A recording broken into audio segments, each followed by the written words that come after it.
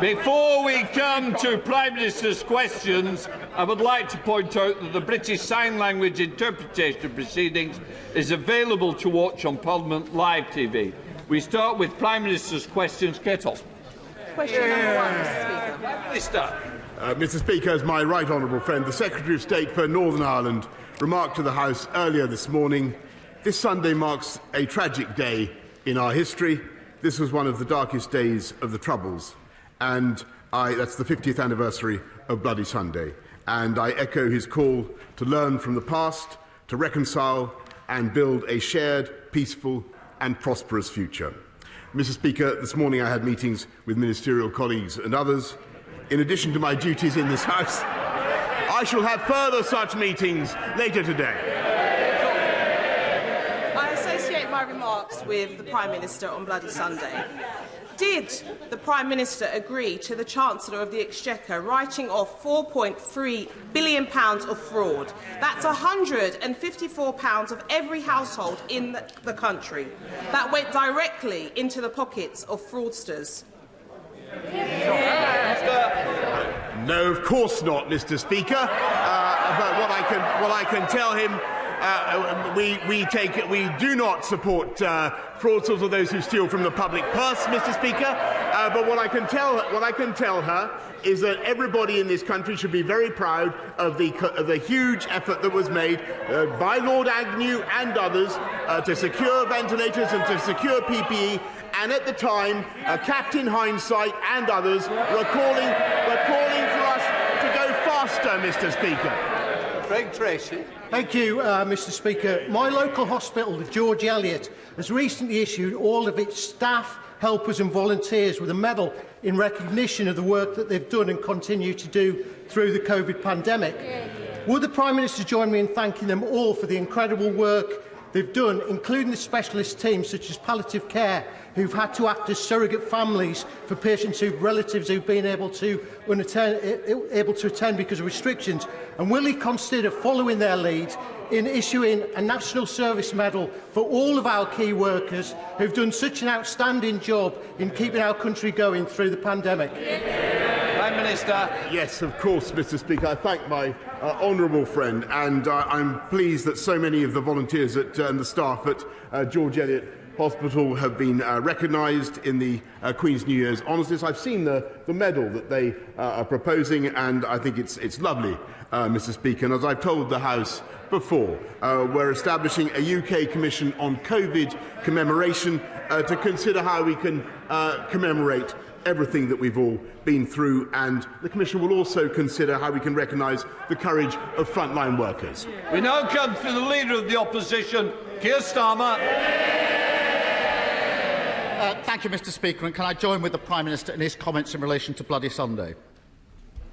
The Ministerial Code says that ministers who knowingly mislead Parliament will be expected to offer their resignation. Does the Prime Minister believe that applies to him? Prime Minister. Mr. Speaker, of course, but let me tell the House that I think he's inviting a question about an investigation which, as you know, Mr. Speaker, I can't comment, and on which he, as a lawyer, Mr. Speaker, will know that I can't comment on. And what I am focused on is delivering the fastest recovery of any European economy from COVID, the fastest booster rollout, 400,000 more people on the payrolls now than there were before the pandemic began. And we're launching a policy tomorrow, Mr. Speaker. He talks about people being out of work. In my case, that's what I understand why he wants it. We're launching a plan tomorrow, Mr. Speaker, to get 500,000 people off welfare into work. It's a fantastic idea. I hope he supports it. Keir Starmer. I think the Prime Minister said yes, he agrees the code does apply to him. Yes. And therefore, if he misled Parliament, he must resign. Yes. On the 1st of December, the Prime Minister told this House, in relation to parties during lockdown, all guidance was followed completely in number 10 from that dispatch box. Yeah. On the 8th of December, looks quizzical, he said it. On the 8th of December, the Prime Minister told this House, I have been repeatedly assured since these allegations emerged there was no party. So since he acknowledges the ministerial code applies to him, will he now resign? No, Mr. Speaker. But you know, since he asks about COVID restrictions, let me just remind the House, and indeed remind the country, that he has been relentlessly opportunistic throughout. He has flip-flopped from one side to the other. He would have kept us in lockdown in the summer, Mr. Speaker. He would have taken us back into lockdown at Christmas, Mr. Speaker, and it's precisely because we didn't listen to Captain Hindsight that we have the fastest growing economy in the G7, Mr. Speaker, and we have got all the big calls right. The guy that said in hindsight he now appreciates it was a party. We've discovered the real Captain Hindsight, haven't we, Mr. Speaker? We're at a party yet. Let me spell out. They shout now. They're going to have to go out and defend some of this nonsense. Let me spell out the significance of yesterday's developments. Sue Gray matter to the police, having found evidence of behaviour that's potentially a criminal offence. Prime Minister, if you do not understand the significance of what happened yesterday, then I really do despair. Because the police, Prime Minister, the police, having got that material from Sue Gray, subject it to a test to decide whether to investigate. And that test was whether it was the most serious and flagrant type of breach in the rules. The police spelt out that what they meant by that those involved knew or ought to have known what they were doing was an offence, and that there was little ambiguity about the absence of any reasonable defence. Does the Prime Minister...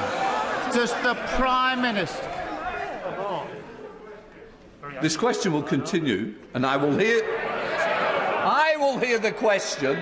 Unfortunately, you might not believe this, but our constituents are very interested in both the questions and the answers. If some members do not wish to hear it, please leave quietly. Keir Starmer. Mr. Speaker, having got the material from Sue Gray, the police had to take a decision as to whether what they had before them was the most serious and flagrant types of breach of the rules. If members want to laugh at that, laugh. The police spelt out what they meant. They decided on the material they've already got that those involved knew or ought to have known what they were doing was an offence, and that there was little ambiguity around the absence of any reasonable defence. Does the Prime Minister really not understand the damage his behaviour is doing to our country? Mr. Speaker, I hope that the right honourable gentleman understands that although the issue that he raises is important, there is simply no way, as he knows, as a lawyer, that I can comment on the investigation that he is currently taking place. But what he also knows, he talks about the most serious issue. He talks about the most serious issue before the public today and before the world today. It's almost as though he was in ignorance of the fact, Mr. Speaker, that we have a crisis on the borders of Ukraine, and I can tell him what is going on in the cabinet room of this country is that the UK government, no, Mr. Speaker, the UK government is bringing the West together so that we have, led by this government and this Prime Minister and our Foreign Secretary and Defence Secretary, to bring the West together to have the toughest possible package of sanctions to deter President Putin from what I think would be a reckless and a catastrophic invasion. That is what this government is doing. We're getting on with the job, and I think he needs to raise his game, frankly.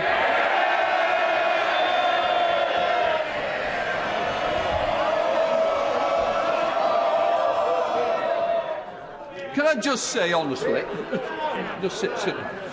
can I just say to both sides, our constituents watching it, tensions are running high, and what we need to be able to do is allow the people out there who are bothered about their futures to hear what is said on both sides. So please, let's give the respect our constituents deserve.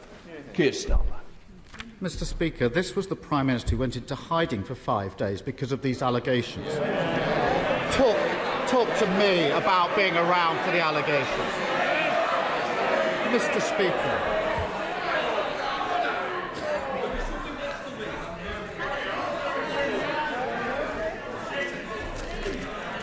Can I just say I don't want to do this, but I am determined to make sure our constituents can hear. The next person that stops me hearing will not be continuing in this debate. Questions?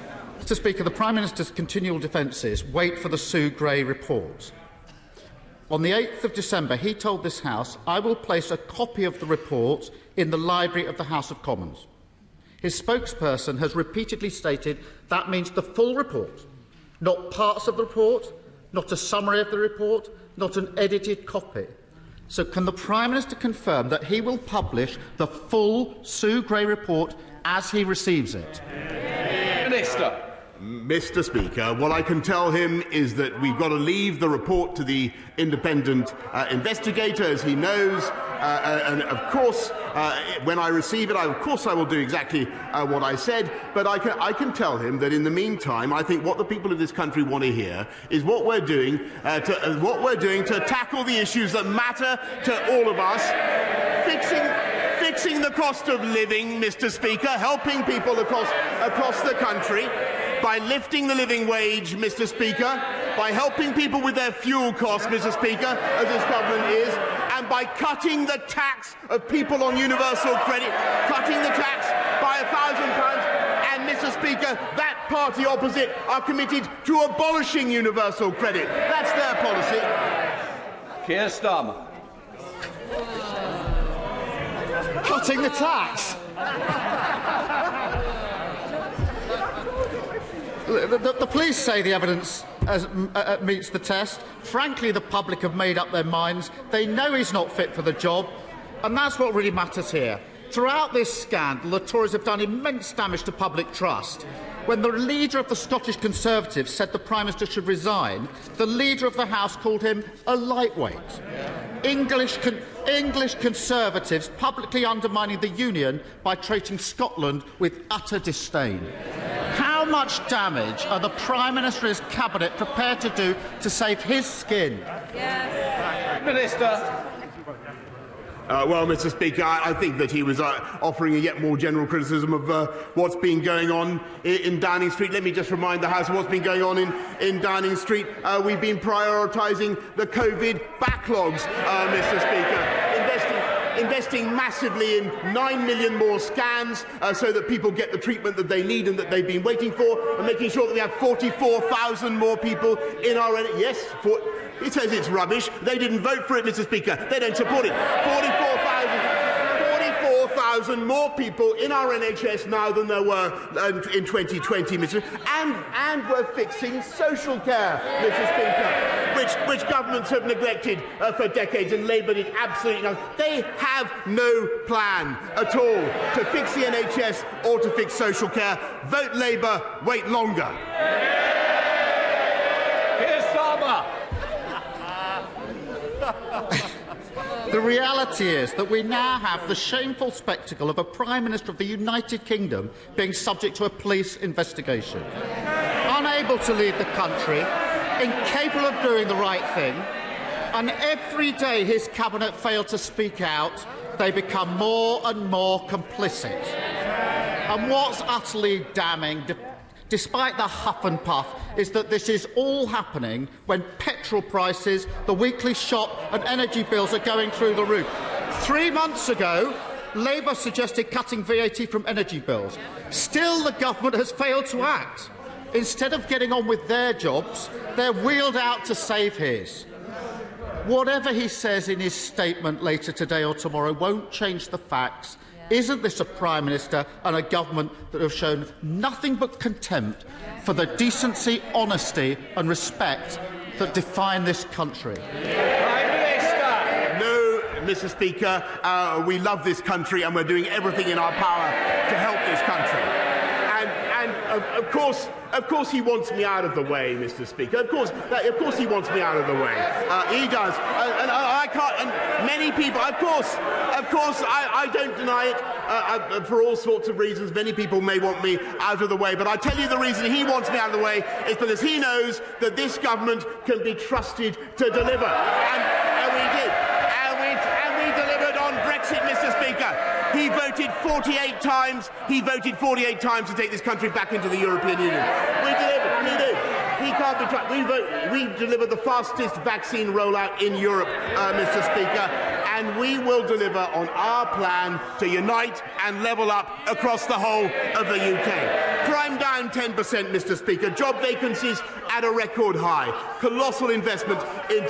Yes, Mr. Speaker, we're delivering and they have no plan. 3 times as much tech investment as France in this country, twice as much as Germany. We have a vision for this country as the most prosperous and successful economy in Europe because we are going to unite and level up. The problem with the Labour Party today, Mr. Speaker, is that he's a lawyer, not a leader. That's the truth. That's the truth, Mr. Speaker.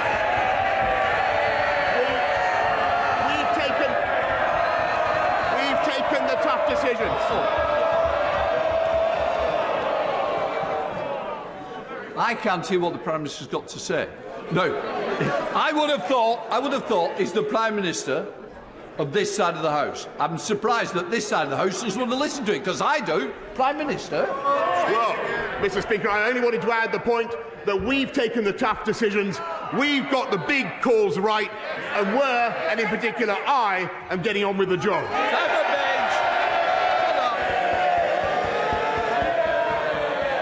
Thank you, Mr. Speaker. In Clwyd South, the Welsh Government has been dragging its feet on urgent repairs to the Newbridge Road, while in contrast, the Prime Minister and his government have delivered record Levelling Up Fund investment of £13.3 million along the Dee Valley, from the Trevor Basin to Llangollen and Chirk and on to Corwin. Will the Prime Minister comment on how the next phase of the Levelling Up Fund will bring hope and prosperity to other communities right across our proud union of the United Kingdom? Prime Minister. I thank my honourable friend very much, and what pleasure it gives me to address the member for Clwyd South, where I tried unsuccessfully so many years ago. And I'm delighted that a Conservative government is now investing so massively in levelling up in Clwyd South and across the whole of Wales. We now come to the Leader of the SNP, Ian Blackford. Thank you, Mr. Speaker. And can I associate myself with the remarks of the Prime Minister on Bloody Sunday? And I'm sure, Mr. Speaker, you and the entire House will want to commemorate tomorrow the Holocaust Memorial Day, when 6 million Jews lost their lives at the hands of the regime of Hitler. And of course we remember other genocides, not least more recently in Bosnia, and we all pray for continued peace in that country. Mr. Speaker, at the heart of this matter, we have a Prime Minister who is being investigated by the police for breaking his own laws. Absolutely unprecedented. A man who demeans the office of Prime Minister. This is the latest in a rap sheet that is already a mile long. Illegally proroguing Parliament, misleading the House, decorating with dodgy cash, partying while the public suffered.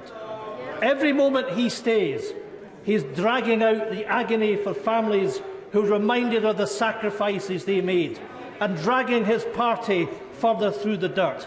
The public knows it, the House knows it, even his own MPs know it. When will the Prime Minister cop on and go? Mr. Speaker, I want to join the right honourable gentleman and echo his sentiments about Holocaust Memorial Day, where I think he is completely right. But I must say that he made the same point last week. He's wrong then, he's wrong now, and much as I enjoy cooperating him, it is precisely because I enjoy cooperating with him so much and with all his Scottish colleagues that I have absolutely no intention of doing what he suggests. Ian Blackford. Mr. Speaker, every moment that the Prime Minister lingers, every nick in this death by 1,000 cuts is sucking attention from the real issues facing the public.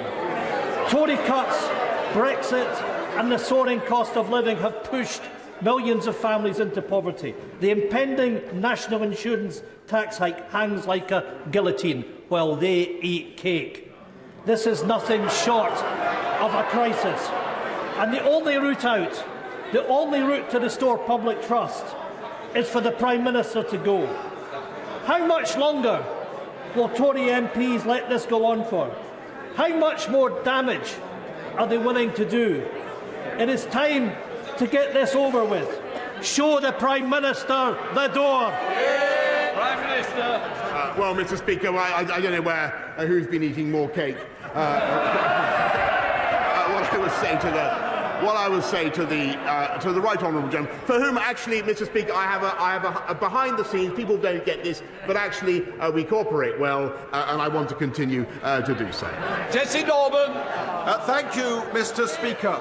As the Prime Minister will know from personal experience, the River Wye is one of the most beautiful rivers in Europe, yet its fragile ecosystem is being destroyed by phosphate and other pollution. The river crosses the border between England and Wales, but so far it has proven impossible to get the Environment Agency, Natural England and Natural Resources Wales even to begin planning a single, integrated, long-term strategy to clean up the river. Will the Prime Minister press those agencies now and the Welsh Government at last to come to the table? And will he ask ministers to look at the idea of a new ring-fenced National Rivers Recovery Fund, using fines paid by the water companies so we can clean the Wye and other rivers up properly once and for all? Well, Mr. Speaker, I had a memorable swim in the Wye myself. I think at about 5 o'clock in the morning once, and it tasted like nectar. I understand the problem that he raises. It's very important that our beautiful rivers should be clean as well. And my honourable friend, the Environment Minister, will be visiting the Wye area shortly, with or without his swimming trunks. And I know that we're urging the Welsh Government to take this matter as seriously as this government is. He's going to be there. Sir Geoffrey Donaldson. Thank you, Mr. Speaker. The Prime Minister will know that many families across the United Kingdom are struggling with the increased cost of living and rising energy costs. But in Northern Ireland, that is compounded by the protocol. 27% is the increase in the cost of bringing goods from Great Britain to Northern Ireland when we can get access to those goods. It is costing business £2.5 million every day, almost £1 billion a year, the cost of the protocol. The Prime Minister talks about uniting this nation and levelling up. He could do that by removing the Irish Sea border and restoring Northern Ireland's place fully within the UK internal market. Prime Minister. Mr. Speaker, I must say that I support passionately the indignation of the right honourable gentleman opposite. And yes, Mr. Speaker, I never thought when we negotiated that this would be 200 businesses have stopped supplying Northern Ireland. Foods are being blocked, Mr. Speaker. Christmas cards are being surcharged. And frankly, Mr. Speaker, the EU is implementing this in an insane and pettifogging way. And we need to sort it out, and I completely support what he's saying. Philip Dunn.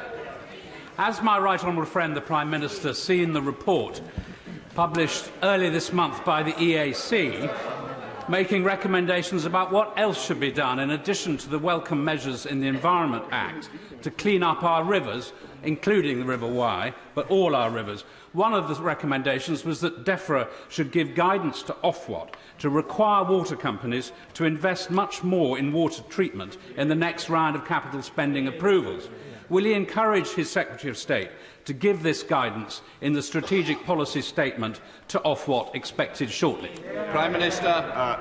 Thank you very much. Yes, Mr. Speaker, my right honourable friend is completely right. I welcome the report by his committee. This government is going further and faster than any other government hitherto to protect and improve the health of our rivers and seas. Lord Russell-Moyle. Thank you, Mr. Speaker. Happy unbirthday to him. Happy unbirthday to him, because just like the Mad Hatter, he didn't need the excuse of a birthday to have a party, but it did help, didn't it? So when he had groups of people singing to him when illegal gatherings indoor were illegal and communal singing was banned, my constituents think that he has lied. My constituents think that he lied to this House, and my constituents think he lied to them when he was partying and telling them all... Order. In passing what your constituents say, but you can't continue to labour that one point. Lord Russell-Moyle.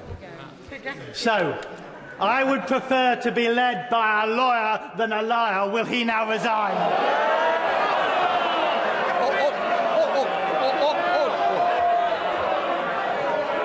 The honourable member will be withdrawing that last comment. I withdraw it. That's what my constituents think, not mine. Right to. Less of that, Prime Minister. Well, I think that the honourable gentleman, I'm afraid, in everything he said just now, plainly doesn't know what he is talking about. He plainly doesn't know what he's talking about. What I can tell him, and what I can tell his constituents, is that irrespective of what they want to focus on, and I understand why they do, Mr. Speaker, this government is going to get on with the job and deliver for the people of this country. Cheryl Murray. Mr. Speaker, the great people of Cornwall voted in our Prime Minister on a promise to get Brexit done. He was successful. Faced with the global pandemic, our Prime Minister set out to build a world-beating vaccination programme to save lives. Mr. Speaker, he was successful. He's now lifted COVID restrictions against huge pressure not to do so, and he's got the economy back on track. Can I ask my right honourable friend, the Prime Minister, will he continue to deliver on the priorities of my constituents and the millions across this country who voted for him in 2019? Mr. Speaker, I really can't improve on the brilliant question. The people of South East Cornwall are lucky to have my honourable friend as such a representative, and she's right in what she says. Jonathan Edwards. Diolch, Mr. Speaker. Tomorrow is the second anniversary since my constituent Michael Leary was murdered and his body desecrated in an attempt to cover up the crime. Will he meet with campaigners and myself to discuss the need for a new offence or amended sentencing guidelines to reflect the extra suffering faced by the families of murdered victims whose bodies were concealed or desecrated? Prime Minister. Well, I thank him very much for drawing this appalling case to the attention of the House, and I can certainly assure him that he will be getting the meeting he needs at the earliest opportunity. Sir Mike Penning. Thank you very much, Mr. Speaker. On the 24th of November, Mr. Speaker, I asked the Prime Minister if he would meet with me and my constituents about the future or lack of future of a new hospital in Hemel Hempstead. I thought when I put in the question today that I would have to ask the same question, but last night I was offered the meeting. So on another note, Prime Minister, many children in this country are suffering from a special form of seizure, which medical cannabis prescribed by a consultant actually helps them live. Only 2 children in this country get that free on the NHS. The rest of those children have to beg, borrow and scrape with their families to try and get that prescription issued by a consultant paid for.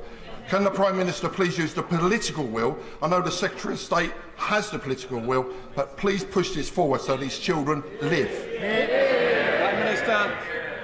I thank my honourable friend. I'm delighted he has the meeting that he wanted. We've already changed the law to allow doctors to prescribe cannabis products where clinically appropriate. But, Mr. Speaker, we're very keen to support it, provided the MHRA is happy as well. Richard Norrally. Thank you, Mr. Speaker. Threats and intimidation, bribery and blackmail, racism and Islamophobia. That's the character of his government. Every day, the Prime Minister lurches from scandal to scandal, and meanwhile, his government has written off £4.3 billion to fraudsters. Instead of writing off loans to fraudsters, why won't the Prime Minister write his resignation to the Queen? Prime Minister. Mr. Speaker, because let me just. She talks about racism and Islamophobia. You look at this government, Mr. Speaker. Look at the modern Conservative Party. We are the party of hope and opportunity for people across this country, irrespective of race or religion, and we don't care what religion you affirm. All we care about is whether you're interested in ideas of aspiration and opportunity. That's what we're about. The recruitment of 20,000 police officers is a fantastic commitment to law and order by this government. Bedfordshire, in common with many other police forces, has lost out on about 95 officers as a result of the imposition of damping in 2004. So we don't have to rely on one-off special grants to stay solvent. Will the Prime Minister recommit to the reformation of the police funding formula in this Parliament? Prime Minister. My right honourable friend, the Policing Minister, has assured me we're going to be introducing a new funding formula before the end of the Parliament, but I'm pleased that Bedfordshire Police have already recruited 100 additional officers as part of our uplift programme. That's part of the 11,000 more that this government has put on the streets. Mike Nolan. Thank you, Mr. Speaker. Twice in recent months I've asked the PM about his and his Transport Secretary commitment to deliver the PM's pledge to invest in UK-built ZEBs zero-emission buses. I did not receive a clear answer. Worrying reports in the media of Treasury cuts to bus buying plans highlight a conflict between the PM and his Chancellor. Prime Minister, is the current Chancellor denying you, the current Prime Minister, the right to fulfil your pledge to buy 4,000 zero-emission buses? Minister. Mr. Speaker, there's never in the history of this country been such a bonanza for buses. I am personally a bus fanatic. We're putting £5 billion into buses and cycling during this Parliament, and £355 million into new funding for zero-emission buses. And yes, of course, we want to see the benefits of that funding spread right across the whole of the United Kingdom. Louis French. Mr. Speaker, securing extra health services at Queen Mary's Hospital Sidcup is a key priority for local residents, as it is for me as the first homegrown MP for Old Bexley and Sidcup. Will the Prime Minister support me in delivering this extra investment for our local hospital and join me in thanking all of the staff at Queen Mary's for their incredible efforts? Thank you. Prime Minister. Yes, and I can say what a joy it is to welcome my honourable friend to his place. Joy seems a bit confined on the benches opposite, Mr. Speaker. I thank him for his work and support for everybody at Queen Mary's Hospital, which he and I have campaigned for many years. Last year, Queen Mary's received £800,000 of funding, and I hope that it will benefit further from the £1 million funding awarded to the Oxley's NHS Foundation Trust to improve technology services across its estates. Richard Bergen. Thank you, Mr. Speaker. A nurse who organised a small socially distanced demonstration against this government's pay cuts was fined £10,000. People out there are sick to the back teeth of it being one rule for the Tories and another for everyone else. The Prime Minister, for once, needs to do a decent thing. For God's sake, resign. Mr. Speaker, I don't think there was a question there. There was an invitation for me to do what, of course, the Labour Party wants me to do, but I'm not going to do it, Mr. Speaker. We are going to carry on with our agenda of uniting and levelling up across the country. And they fundamentally know that they have no answer to that. We have a plan and a vision for this country. They have absolutely nothing to say. And that is the difference between our side and their side. Mr. Speaker, alongside the threat of a Russian invasion of Ukraine, there are real fears of China invading Taiwan. On Sunday, Beijing staged the largest incursion into Taiwan's airspace since October. Does my right honourable friend agree with me that military aggression and threat of occupation are never acceptable anywhere in the world?